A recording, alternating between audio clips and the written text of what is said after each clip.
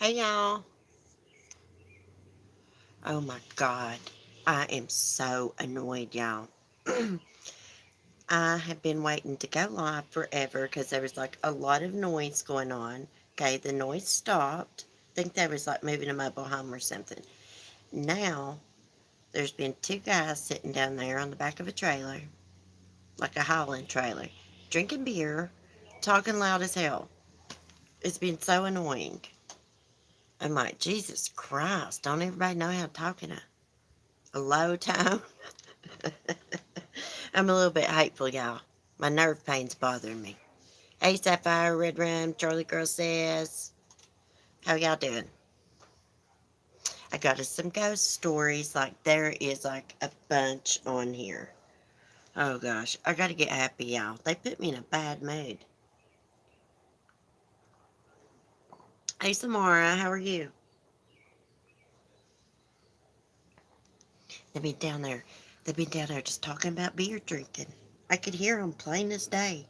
That's why I kept waiting to go live. And I'm like, ah.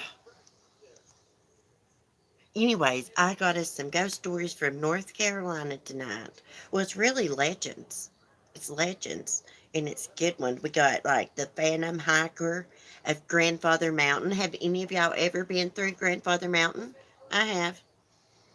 No one messes with CC's porch time. Hey, when you mess with my YouTube and I'm trying to do something, unless you're my family, I'm gonna get pissed off.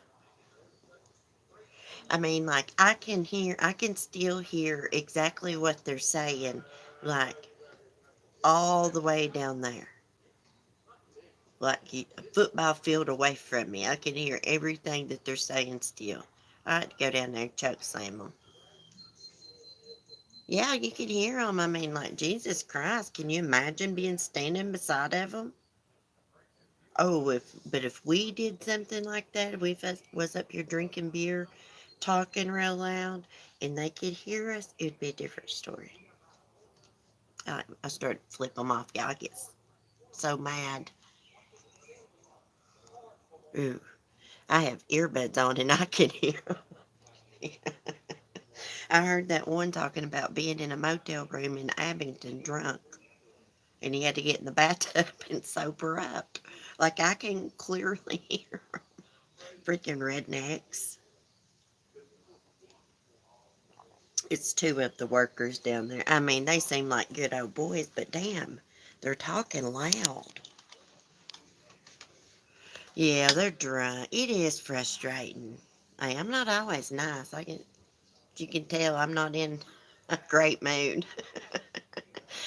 Oh, hey, Mommy Mars. I meant to send you a picture, Mommy Mars, of the food that I buy Chloe. The little pouches. Actually, we just got her some of the canned chicken today. Like human food, like canned chicken and water. She loves it. Oh, update on Chloe. Chloe finally used the bathroom, but that was, let me see, I believe it was yesterday. She finally used the bathroom. Um, I'll tell you what I did. I gave her a stool softener. I did, in a piece of ham. I gave her one stool softener, and it didn't work exactly the next day, but she finally did use the bathroom. But looks like I may have to give her another one because, she's ate and stuff today and she's not used the bathroom. I go outside with her, so I know what she does. Actually, my butt needs to be giving her a bath and getting Mark to cut her hair. I was kind of waiting, till it got warmer weather before cutting all her hair off because she's just so little. She only weighs 11 pounds. Let me tell y'all something. Chloe is doing a lot better, but Chloe could die at any time. Her heart could give out on her. She could go sleep one night, not wake up. But she is not coughing like that since they put her on that asthma pill. They should have put her on that to begin with. So I looked up this medicine. I cannot think of the name of it. Her bottle's in the house, but it starts with a T. And it says it opens the airways up. It's for asthma and bronchitis in dogs. Mark said he was going to call down there and tell them, say, y'all stinking cough syrup didn't work anyways. Y'all should have been giving her this pill the whole time. Hey, Nika. They make me so mad down there. Why didn't they give it to her sooner? I don't know. They only gave it to her this past time because they couldn't write her cough syrup for her. I will never ask them son of a bitches for any cough syrup for Chloe down there again. Never. They know what kind of shape that poor little dog's in. We take videos of her and show the vet. Time before last, when Mark took her to the vet, she started coughing on the way down there real bad. One of her episodes. Well, I've been on live stream before and she'll start coughing. Sometimes 30 minutes. Anyways, he videoed it and he shows the vet. So I don't know what their problem was. You can't tell me that's the only kind of cough medicine that they make for dogs. I don't believe it. My local vet stinks too. Hey, this vet is a good price and stuff, and I would have took Chloe to another vet, but I really couldn't afford it. Really. I mean, we've spent a lot on vet bills, but that's beside the point. She's worth it. Usually, this past time it was only 40 some dollars. Usually it's $150 every time. I got like a stack. I keep all the receipts. I got like a stack of vet bills in there. The people's ridiculous.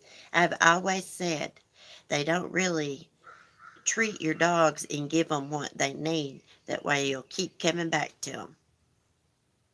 They should have known to give her that pill. I'm a little hateful, guys, today. Y'all need to cheer me up. I've been hateful. Okay, so we're going to read about the Phantom Hiker, Grandfather Mountain. I've got a bunch of them now. Let me see what else. I've got I've got the ghost story about the Biltmore estate. Have y'all ever been to the Biltmore estate in North Carolina? I was supposed to went with the school, but I didn't go. The Biltmore estate is freaking awesome. You can go through there and tour and stuff. Samara, ooh, I've always wanted to go there. I know every time, you can see it on the interstate when like you drive by. It it is beautiful. It's beautiful. I would love to go. That would be an awesome place to have a wedding at. If you wanted something fancy. I think you may be able to stay here. I'm not for sure. Okay, let me see. Let me go down. We'll read about it. Talking to the Dead at Biltmore. After her husband died from complications during appendix surgery, Edith Vanderbilt still continued to see. What? I missed something here. Let me see here. I've got. Let me get to the good story here. I missed something with that.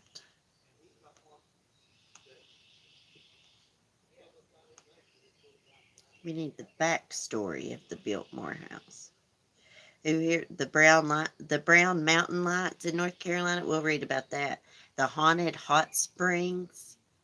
Ooh, the moon-eyed people. The siren of the French Broad.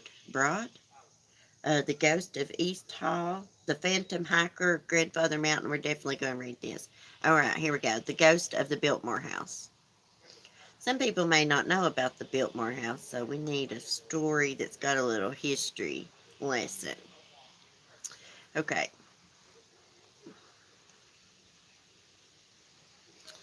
The Biltmore estate, located in Asheville, was originally built to be a vacation home for George Washington Vanderbilt, one of the heirs to the Vanderbilt industrial fortune.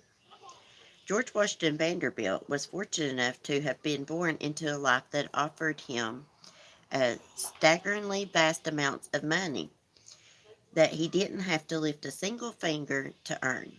In 1886, he traveled to Asheville with his mother, fell in love with the mountains and the town. He decided at the tender age of 26 that he would build a vacation home there. Thinking something with a little yard would be nice, he purchased 125,000 acres and called it the Shovels. Vanderbilt would eventually spend a significant part of his inheritance constructing the estate, including building out a private railway line to bring his family and guests to the grounds, which were then far outside the bounds of Asheville. Though the city has crept up on it over the years, the estate remains impressive, and the house remains the largest privately owned home in America. Now open to the public, the house, the surrounding estate, the winery, and the related attractions make Biltmore one of the biggest tourist destinations in North Carolina. The gorgeous home and its surrounding gardens have been featured in multiple movies, from the Peter Sellers classic Being There to the less well remembered Hot Air, starring Raleigh's own political candidate and Guppy, the clown, Ron Campbell. But some visitors to the Biltmore house have seen even stranger things. In addition to his architectural passion, George Vanderbilt was an avid collector of books, art, and artifacts. He and his wife, Edith, turned Biltmore into a private museum of luxury and would host lavish parties and entertain guests over extended stays.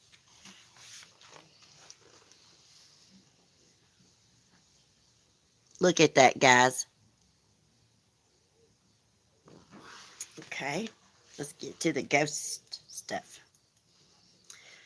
When he died in 1914, his estate passed through his daughter to his grandsons, and it was they who decided to open the estate to the public. Ever since then, there have been rumors that the founders of the estate may still be around. During his lifetime, Vanderbilt was particularly proud of his library. He would spend a considerable amount of time there, poring over some rare edition or other.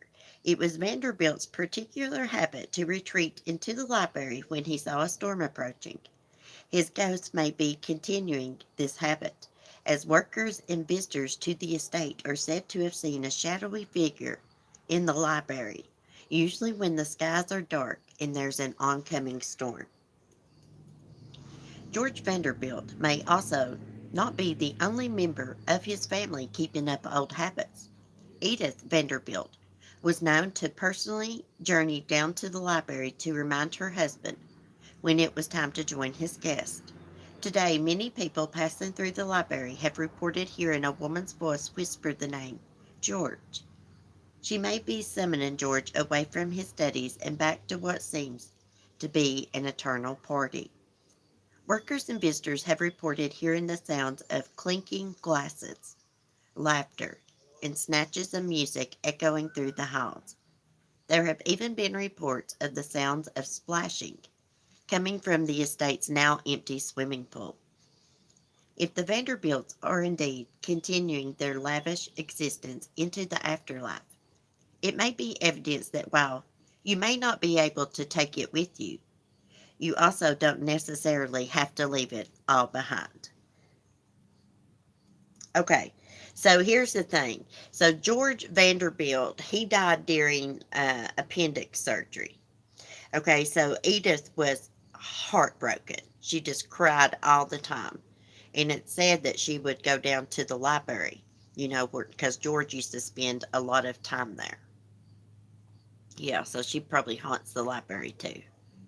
Ooh, people say you can hear her saying George. It probably takes a week to get to the other side. 125,000 acres is what he purchased when he bought it. Ooh, okay. How to get there? If you're interested in going, the Biltmore Estate is located in Asheville, North Carolina, and is accessible from clearly marked exits off both I-40 and I-26. Just follow the signs. The house is open year-round. Some other attractions on the estate are seasonal.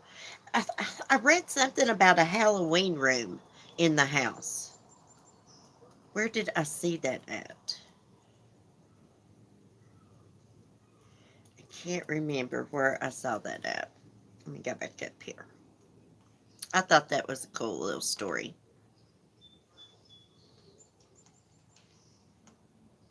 I need to go there. Okay, let me see. There's all kinds of cool little stories here.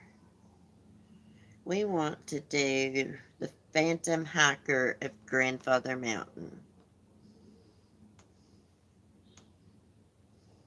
I like reading legends. Now, I don't know about y'all. I call them ghost stories legends. I love it. Okay. Grandfather Mountain stands above Blowing Rock Highway near Linville. The mountain gets its name from the mountain's profile, which resembles the head of a bearded old man laying down in sleep. The unique and gorgeous natural environment around Grandfather has long been a draw for visitors to the North Carolina mountains. Grandfather Mountain was operated as a private tourist attraction for many years until 2011, when it was purchased by the state of North Carolina and is now a publicly owned nature preserve. I've been across Grandfather Mountain many, many times. It is creepy at night because it is really foggy. Okay. The mountain has since been a source of inspiration to many, including Shepherd M. Duggar, who praises its beauty in extremely flowery or something language in his highly odd combination of historical romance and travel guide. The Balsam Groves of Grandfather Mountain, originally published in 1907. Duggar's book, often cited as some of the finest bad writing ever produced by a North Carolina author, but as bad as his prose may be, Duggar is not alone in finding beauty in the woods and trails of Grandfather Mountain. Hiking is one of the prime attractions that brings people to the park. The park's 11 trails cover miles of terrain, and the more difficult backcountry trails take hikers through unique ecosystems that are home to dozens of rare and endangered species. It's on one of these trails that something even more rare has been seen: the ghost of a lost hiker. Let me show you a postcard from Grandfather Mountain. I've seen that many times. Ooh, I need to go there again. The phantom hiker, Grandfather Mountain, is said to be an older man, bearded, with rough and grizzled appearance. He can be distinguished from a living hiker by the lack of neoprene and Gore-Tex in his wardrobe. Instead, he's said to wear old-fashioned workman's clothes that look like they're from somewhere in the middle of the 20th century. He wears a rough canvas army backpack and carries a long walking stick. The phantom hiker is said to appear mostly as the evening is setting in, when most of the day hikers have left or are working their way back. He never says anything and will never acknowledge any greeting. He simply appears walking along one of the trails in the backcountry, moves swiftly ahead of anyone else he encounters, and then simply vanishes. Ooh. No one knows who this mysterious figure is. Some have suggested that he was a hiker who became lost in the thick woods around the mountain and fell or was injured or was unable to make his way back. Others have said he's just the spirit of a man who loved the mountain so much that he chose to stay there after he died. This ghostly hiker seems to do no harm. He seems to want little to do with people in general. He only seems to be there, like all the other visitors, to enjoy the natural wonder of Grandfather Mountain. Oh, I like that story. It's creepy. Can you imagine being hiking, You're making your way back. It's kind of getting like dark, maybe like a little bit darker than it is now outside. And all of a sudden, you just see this ghostly hiker just walk by you, say nothing. Oh my God, I would be scared to death. Like, I'd be scared to death. It'd be like a crazy experience, a cool experience, I guess, to see something like that. But I'd be scared to death on my way back out after seeing that. I would be gone, running, running for my life. I'm a chicken in the dark, y'all. I love scary, creepy stuff, but I'm a chicken in the dark. Especially when I'm walking through that little wooded trail over there at night. Hey, Light Feather. Okay, let's see what else we got here. Let's find another one. Let's look at the haunted hot springs. Ooh, I want to go to a hot springs. Probably help my bones. Okay, Hot Springs is a quiet little town nestled deep in the Blue Ridge, just north of Asheville and just south of the Tennessee border. The French Broad River cuts through the town, making it a draw for paddlers and kayakers. The town gets its name from the natural hot springs, which bubble up from the ground. It was these waters that brought tourists to hot springs throughout the 19th century. The springs are reported to have natural healing properties, and tourists seeking relief from various ailments or just a pleasant way to relax came to town in droves. The sense of calm and relaxation seems to have spread from those springs throughout the entire town, and there is something of a mildly otherworldly aura about the little town of Hot Springs. The town has been called where Mayberry meets the Twilight Zone. Oh my God, we got to go there and get in those hot springs. Maybe it'll heal my nerve pain. Perhaps it's something about this aura that seems to be doing its best from keeping hot springs from getting too big. Over the years, two grand hotels have been built near the springs, both of which came to ruin. Patton's White House, which was built in 1837, had 350 rooms and a dining room that could seat 600. The hotel also boasted the largest ballroom in North Carolina. Ad was a destination for well-to-do tourists until it burned to the ground in the middle of the century. Its successor, Mountain Park Inn, was built in 1886 and was even grander. This 200-room hotel with a 9-hole golf course and 16 marble baths fed by springs.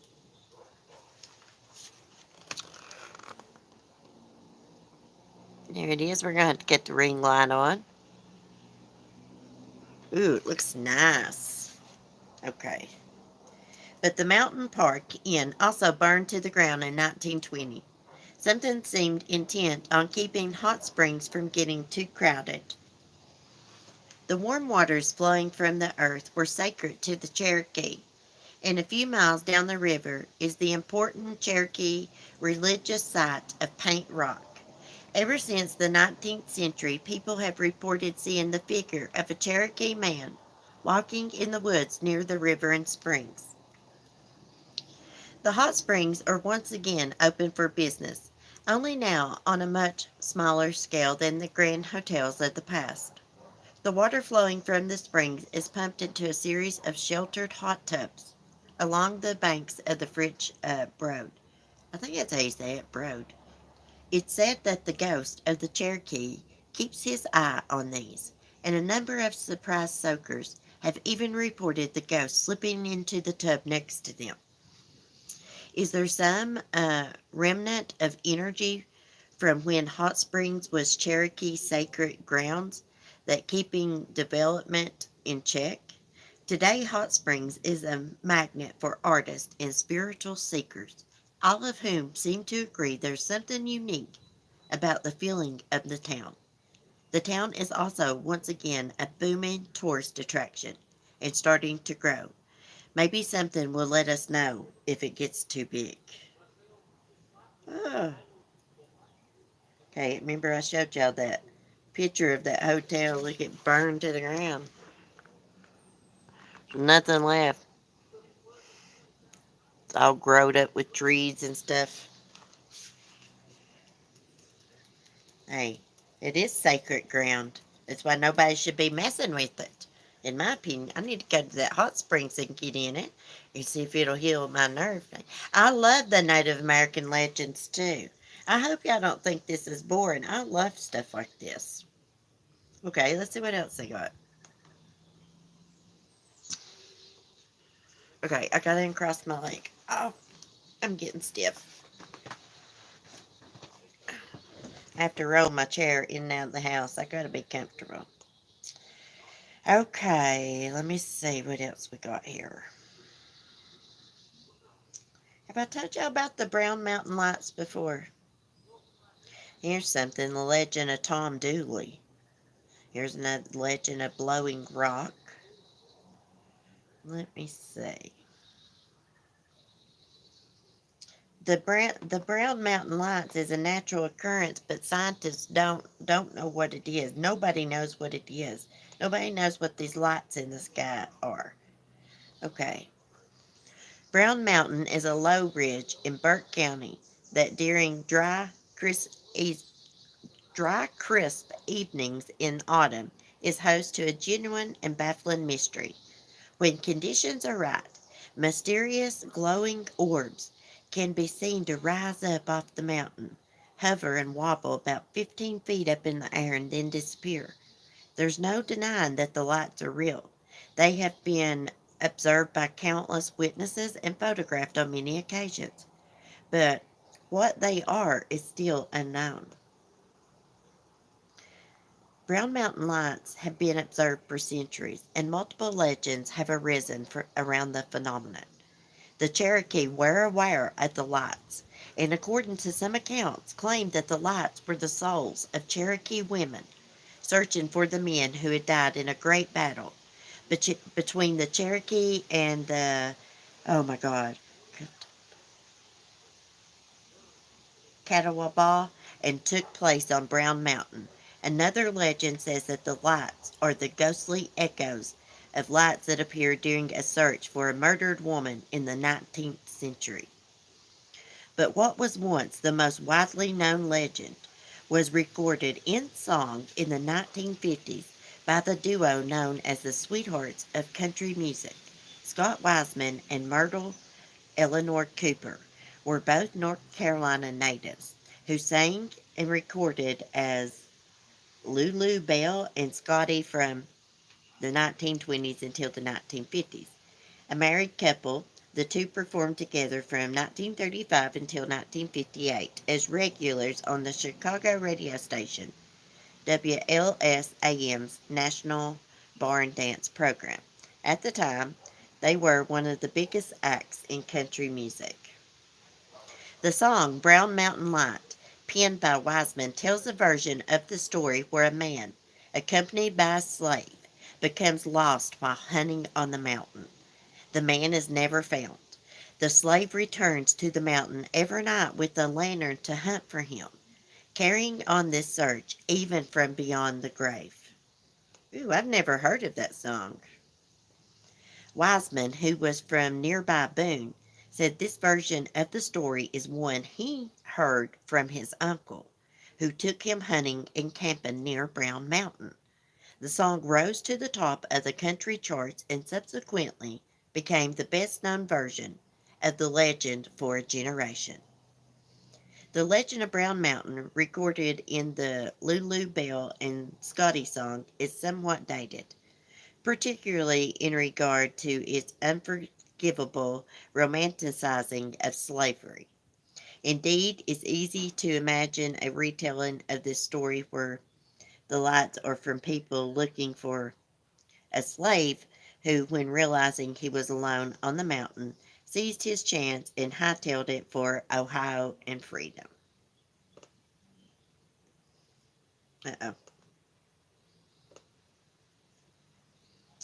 Okay. As for the lights themselves, many different possible scientific explanations have been offered, from swamp gas to the reflections of automobile headlights from the valley below.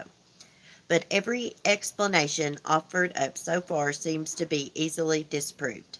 The lights have been observed since before automobiles existed, so headlights are an unsatisfactory explanation, and the lights were even observed during the 1916 flood that shut down all automobile and railway traffic in the valley below. The swamp gas theory seems to be slightly hobbled by the complete absence of a swamp on Brown Mountain. Some have theorized that the lights may be a naturally occurring electrical discharge caused by the slow movement of the geological fault line below the mountain. Whatever their cause, people still flock to see the Brown Mountain lights, but spotting them is never guaranteed. Reportedly, your best chance to see the lights comes on a dry, clear night in October or November, after all the leaves are off the trees. Seems like I saw something about these lights on Unsolved Mysteries once. Ooh, it's spooky out here.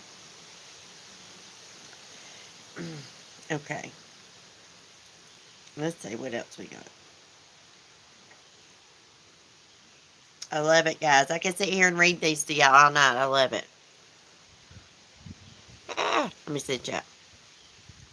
I've been listening to a lot of audiobooks, but I think listening to CC is better. Oh, thank you, Light Feather. If I didn't get stuck on words sometimes. Let's see what else we got here. Let's see what this legend of Tom Dooley is. It looks like some kind of soldier from Civil War. In 1866, a woman named Laura Foster was murdered in Wilkes County.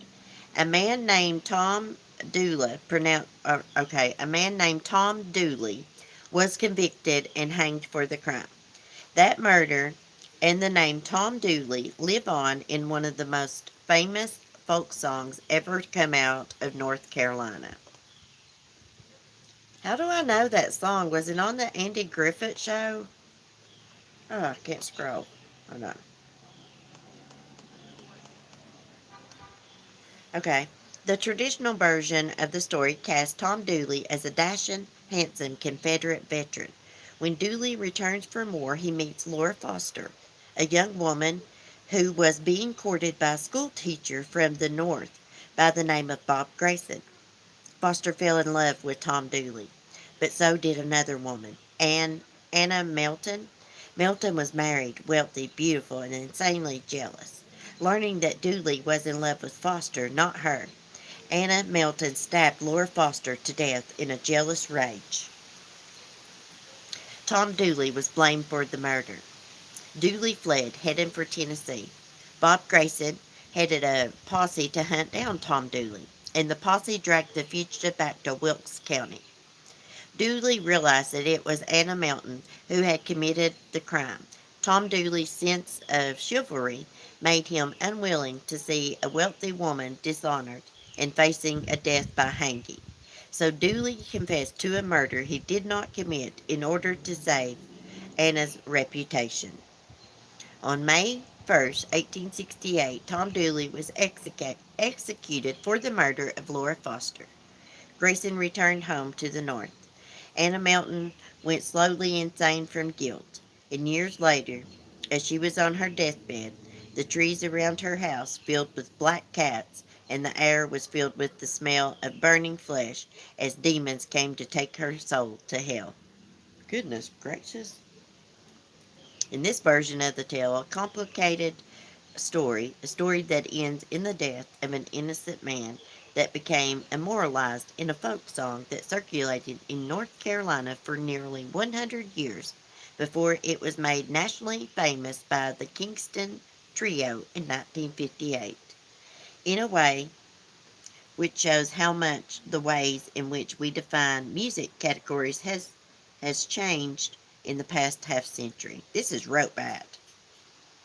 The Kingston Trio recording of the Ballad of Tom Dooley reached number one on the Billboard R&B charts. Even higher than that, it near topped placement on Billboard's country charts. It seems like I've heard that song. It is said that Tom Dooley wrote this song himself. The le- the lead the legend has it that he was singing it, strumming along on his banjo as he sat on top of his own coffin, riding in a wagon on the way to his execution. What?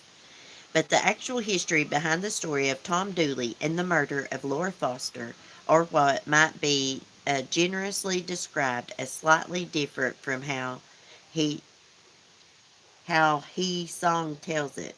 How his song tells it. See, they wrote this bad. Here's something that says, learn the scary truth behind the legend of Tom Dooley. Ooh, that was creepy when it said, devil come and dragged her soul back to hell. Oh my goodness. Okay, let me see what else we got. Oh, shut up, rooster over there. Gosh, you little weirdo. Go to bed. Needs to be putting them hens to bed. Okay, let's see what else we got, guys. Maybe we can do one more. How long have I been on here? Just 36 minutes. Okay, well, I wonder what this moon-eyed people is. Let's see what this legend is. We got to go to North Carolina, y'all. We got to go check out the hot springs and all these creepy places. Okay, the moon-eyed people. In the mountains of the southern Appalachians from North Carolina down through Georgia and Alabama, the remains of ancient stone structures line the ridges. Some of these are additions to natural rock formations. Others are entirely man-made. Who built these structures? Are they the remains of ancient war fought in the Appalachians? Are they all that's left of the Moon-Eyed people? The Moon-Eyed people are a race of small men who, according to Cherokee legend, once lived in the southern Appalachians. The Moon-Eyed people were said to be physically very different from the Cherokee, being bearded, having pale, perfectly white skin. They were called moon-eyed because they were unable to see in daylight, their sensitive eyes being blinded by the sun. For this reason, they were strictly nocturnal and lived in underground caverns. Hey, if the Cherokees say it, it's the truth. I'll show y'all some rocks.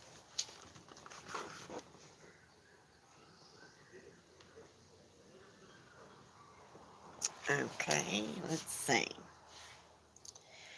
Perhaps the most famous structure associated with the Moon-Eyed people is just over the North Carolina border in Georgia at Fort Mountain, now a state park. Fort Mountain gets its name formed from the 850-foot long stone wall that varies in height from 2 to 6 feet and stretches along the top of the ridge.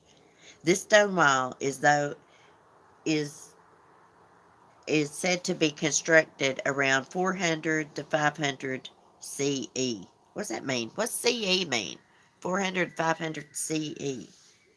Okay. According to one Cherokee legend, this wall is a remnant of a war that the Moon-Eyed people fought and lost against the neighboring Creek Nation. The Creeks drove the Moon-Eyed people from their homeland during a full moon, which even the pale light of this blinding to this to these nocturnal people. What? That didn't even make sense. Another version of the story has it that it was the Cherokee themselves who waged war against the Moon-Eyed people, driving them from their home at, let me see if I can say this, Hiwassee, a village near what is now Murphy, North Carolina, west into Tennessee. Both versions of the story say the Moon-Eyed people began living underground after losing the war. Cherokee cosmology is complex and fascinating, and describes a universe where humans share the world with another, non-human, supernatural peoples. In the traditional Cherokee concept of the world, races such as the Nanahi or the, let me see if I can say this, Yunwi, Tusudi, are a part of the natural world who interact with humans at their own discretion. Oh, crap. Similar to the traditional idea of the fairies in the British islands. However, what's interesting is that the moon-eyed people are never described as being supernatural, but are remembered as another group of humans who were physically very different from the Native Americans. And you know what I was thinking? Maybe they was albinos, guys. Yeah, maybe they was albinos. I don't think I got my thing plugged up. So I guess that's all the stories we're going to do. I will talk to y'all for a minute. What I meant. Let me plug my ring light up so we can see. I got my laptop plugged up. Oh, crap. Let's see what's going on. Ah! Damn, I don't blind you. We don't need it that damn bright, do we? Jesus Christ. That about blinded me. Excuse me, Skylar. Let me put this over here. Oh, go figure. She wants in the house. Hold on, guys.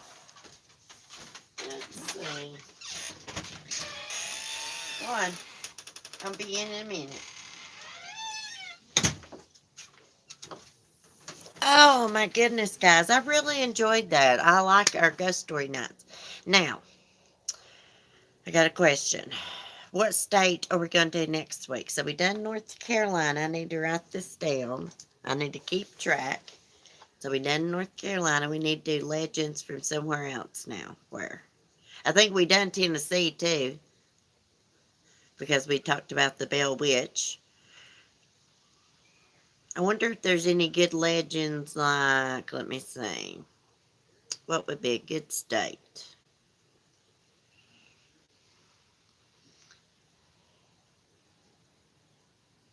Um, let's see. Oh, Mommy Mars answered me before Christ, but they changed it or something. Yeah, I never saw that. What did I say it was? See something out there. Massachusetts? Oh, they got some good ones. We could read all up about Lizzie Borden. Is that in Massachusetts? I don't remember. That was cool, CC. Thank you. Thank you. Thank y'all for listening to me. Some people might find it boring. I love reading like legends and folklore and stuff. I'm all into that. All into it. I've been watching about ghost stories all day on TV as I've been doing stuff around the house. Oh, I dropped my pen. What did I do with it? Oh, crap. Here it is. Oh, Salem witch trials. Oh, yeah. Cece, I was thinking about something. Don't you think that Teresa Balboa reminds you of Haley Cummins' case? Haley Cummins' case. Was that not ringing a bell? That's not ringing a bell with me for some reason. It should. You know what Teresa Balboa reminds me of? Wasn't it like Rocky Balboa? What, that's Rocky's name? Balboa? That old bitch. Let me tell you what that Teresa or Theresa, however the hell you say it. I don't really care if I pronounce it right. Let me tell you what she done. She killed that kid and had him stashed in a duffel bag. This is my opinion on what she done. And she got scared that they was gonna find the body. So she took off with him and went to that motel room 100 miles away. That's what I think. Unless she had been renting that motel room for a long time and had him stashed there. I don't know.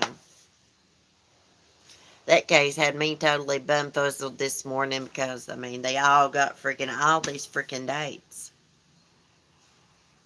How long has this kid been gone? For real. Someone said that they wouldn't let the biological mom see him for a year. I have a feeling she strangled that kid. She strangled the father. She's out on bond for it, I reckon, or was. She ain't out on bond now. She's scuffed and stuffed. She is gross. I guarantee those using drugs. You can just tell. I'm sorry if anybody gets mad, but you can tell by looking at somebody if they are like really strung out on something. And both of them look strung out. The girlfriend and the dad. Haley Cummins was in Florida when the father's girlfriend someone. Oh, okay. Yeah, yeah. I know that case. Yeah, yeah. I know. I know that case. See, sometimes I don't recognize names. Yeah. She definitely killed that kid. Maggie J, welcome to the Cool Kids Club. I love Maggie. She's so sweet. Welcome. Thank you. Hearts. That girl, she definitely, in the Haley, yeah, Cummins case, yeah, she killed that little girl.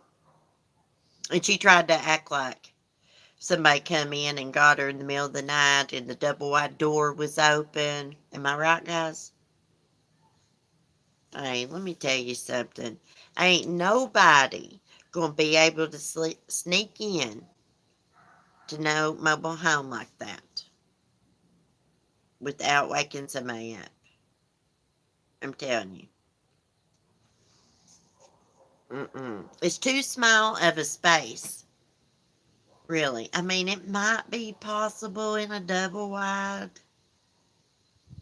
I seriously doubt it. You can hear everything in a mobile home. The walls are paper thin. It's always a red flag when, you know, these kids go missing and um I hate to say it, they're being watched by like a step parent or something like that. Girlfriend. When's these people gonna quit trusting people with their kids? Where was the dad this morning? That morning that she said she was going to take little Sam to school, but his mom showed up with the cop. Showed up out of the blue with the cop.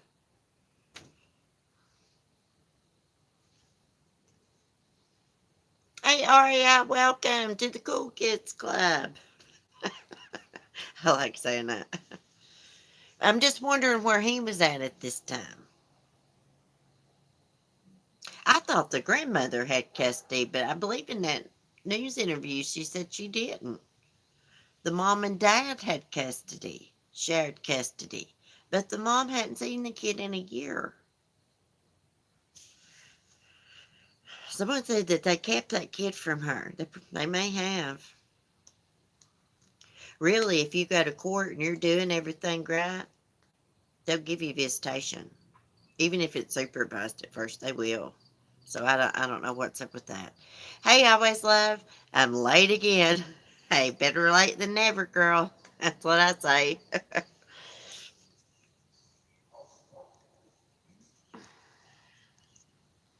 I need to look at the true crime and see what's going on in it.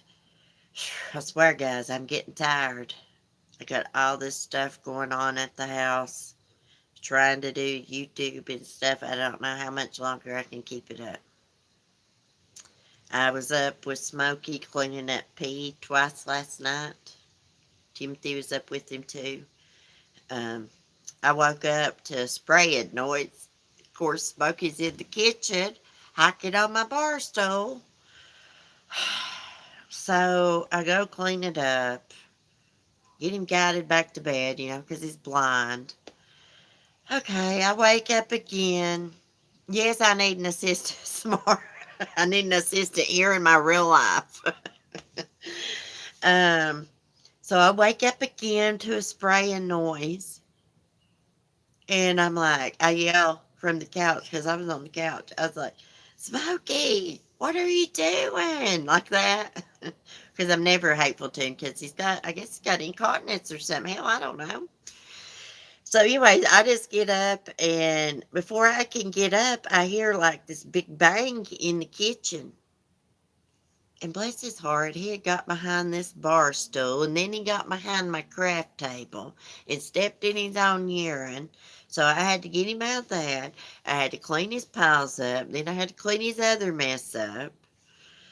Okay, and then I go back and go to sleep, and then here's another bang. He's in Timothy's room, walked into the wild. Timothy got up with him. I know, I talked to Mark, I was like, he gets around, he eats, he uses the bathroom and stuff, but guys, all he does all day long is walks back and forth through the house, aimlessly, back and forth through the house, can't see nothing. Wants to, I bet you I have let him outside today, I guarantee 15 times, oh, way over that, way over it. He will come in and then he'll want to go right back outside and he'll whine and cry until I let him. But I looked up that medicine he's on for seizures, potassium bromide. And that is a side effect where it says that it can cause them to just wander aimlessly through the house. Aimlessly. Yeah. And bless his little heart, when he pees, his water hose drips after he's done. When he peed in the he'd been peeing in the house a lot. Thank God I got don't got carpet. Um but anyways, he got done peeing, he walked into the bedroom and he was like, his water hose was leaking. Poor thing. I think he's got incontinence. Is that what you call it when you can't control like your urine or something? Anyways, I was talking to Mark about it and I was like, I hope, he's got a good quality of life, even though he can't see. Medicine is a blessing and a curse. I saw some people talking about that potassium bromide, and they said that they took their dogs off of it. They'd just rather deal with the seizure, they said, than their dog being on that. I don't know about all that. I don't want Smokey to have seizures. You can die from seizures. Since he's been on that, he's not had no more seizures. So it's just like Timothy said, it's awful. Like being able to see all them years and then your world just going black. It's beautiful. Now, most of the time, now I have moved a lot of stuff out of his way. And most of the time, he maneuvers around the house pretty good. But at night time, he don't. And Timothy had a good question. He's like, if he's blind, then when does he know it's daylight? And then when does he know it's nighttime? He may be able to see light. Yeah. Timothy said he thinks he may be able to see a little bit when he gets right up on you, because he said he came in the bedroom the other day and Smokey came like straight up to his hand and put his head underneath his hand to make Timothy, pet him. So I don't know. If he could see it, well, I guess he walks into stuff because it's too late because he sees, right when he's up on stuff, maybe. I think he's completely blind, and he can't hardly hear. What time do you give him his medicine? At night time? No, in the morning times. As soon as I get up, usually while I'm making my coffee, I'll go ahead and give Smokey his medicine, and then he eats. Um, and then he just roams the house. If I gave it to him at night, it'd probably be even worse because he's still roaming at night. Hey, I try to put him up with me, to sleep with me and stuff, and he gets down and stuff. And God love him. It don't help him none that I don't never hardly sit down. Every now and then I do. But usually, like when I get off my live streams in the morning, I don't sit down unless I'm feeling bad and I lay down and take a little nap or something. But usually I'm like, and he likes to follow me. But bless his heart, I can't like sit with him all the time. And then I got Chloe, guys. I got Chloe, but she's kind of under control. But still, every time she coughs, I have to go get her because she freaks out and she wants me to pick her up and comfort her. Thank God she's been sleeping at night, and I've not been giving her any kind of cough syrup. Someone did give me some cough syrup for a friend. Um, thank God they had some, but I've not had to use it. My brother's canine partner, he's a retired bomb dog. He's going blind, having hearing problem. It's so, I know it. I can be talking to Smokey and you can see him go, and I'll have to clap my hands, or I usually do that. I'm gonna have to get me a bell and wear. Gonna have to be a loud one because he can't hardly hear. You never stop watching them when they have health issues. I'm telling you, I love them to death, but it is a lot. I mean, it is a lot. Two sick dogs at once, and then I got two other dogs that are energetic. The chickens, goats. Mark's like, why don't you get rid of your chickens? I can't. I can't part with my chickens. I don't need chickens and stuff. I always have Annabelle. She's part of the family. I don't need chickens and stuff. I just can't part with them. Who would take care of them? Nobody put up with Sonny, guys. I'll keep taking care of him as long as I can walk. And my sister wives. I've had them since they was babies. No, I really probably am not able to take care of all this because of my leg. But I just have to do it anyways. I got the stuff, so, I got to take care of it. Sonny, he just showed up here. He was the neighbors. I started taking care of him. Got him those swabs. His hens. Oh my goodness. Fur babies are like kids. They are. I love Chloe so much. She is so cute, guys. I'd bring her out here, but she don't need to be in the cool air. Oh, thank you, Smart. I know you would. Yeah, that is difficult there. Like family. Yeah, I know it. I can't part with nothing. Nothing. None of my animals. Once I have animals, they're mine. I'm not one of these people that like rehomes. I guess there's situations you have to, but oh my gosh. I'd have to be like down in the bed before I done something like that. So you'll be all right. I'm gonna go to the doctor Tuesday. I still got chest pains. Well, I don't think it's chest pains. It's like right here, right above, like where my boob is. Like it's like right here, and it hurts like a little bit right here. I think it's my lung. I'm gonna try to quit smoking for real. I'm gonna get me some Nicorette gum and try to quit. Because if I don't, I won't have my animals. I won't be able to take care of them all. I would take every animal in if I know it. Me too. I would too. I love animals. I'm dying to go down in the woods and see about those kittens. It's been on my mind and on my mind. I feel so bad. Why didn't I just come home and get some hot water and antibiotic ointment and go back over there and fix their eyes? Instead, I brought one home, cleaned its eyes up, took it back, brought the other one home. Done the same thing. I wasn't thinking.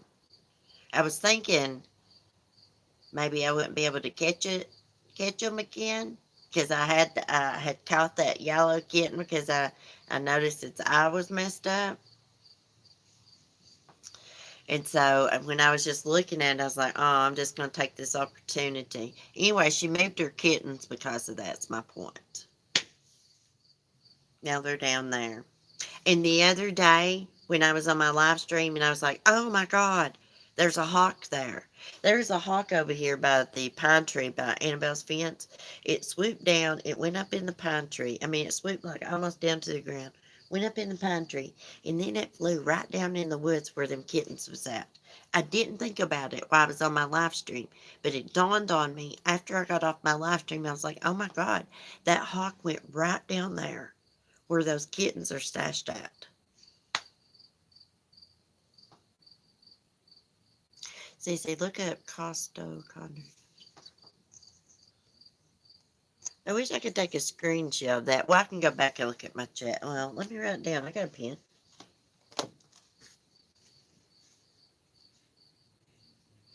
Oh, this is a highlighter. Crap. Here's a pen. it's green. I can't say Costo. Let me go back here. I gotta get off here and go put up my chickens. Costo chondritis. I can't say that, but I can write it down. I will look that up. I will look that up. Well, I'm gonna tell you what. It happened when I smoked too many cigarettes or something. I don't know, but when I do this, like it hurts. But like when I'm sitting around, I just feel like pain right here. It's weird.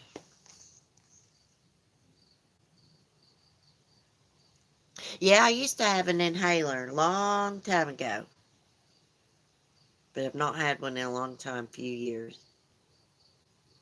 If I had one a while back or last year, I might have got it from my granny. I've not seen my granny or talked to her. I need to call her. She's probably got an inhaler. She wouldn't care to give me. But anyhow, I better get off here, guys. It's like completely dark here now.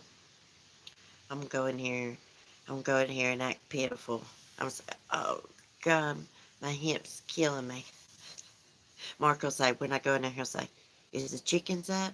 And I'll say, oh, I'm going over to put them up, but my hip's killing me. And he'll say, I'll go do it for you. My hip is hurting. I'm not lying. It is hurting. And that nerve crap's bothering me. Anyways, guys, I will see y'all in the morning. Talk about some crime, drink some coffee. Y'all have a good night.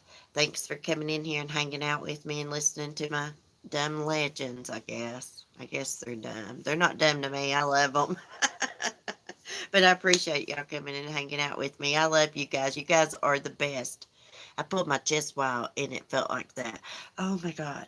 Well, I've not like done anything strenuous. So I think it's just from smoking. I'll be at the doctor in the morning. Oh, good luck at the doctor. I gotta go Tuesday. Good luck at the doctor. Anyways, hearts, y'all. Virtual hugs. Y'all have a good night. Get a good night's sleep. Sweet dreams. Don't let the boogeyman get you tonight. Be safe. Be kind. Peace. I'll be scared to death tonight, y'all.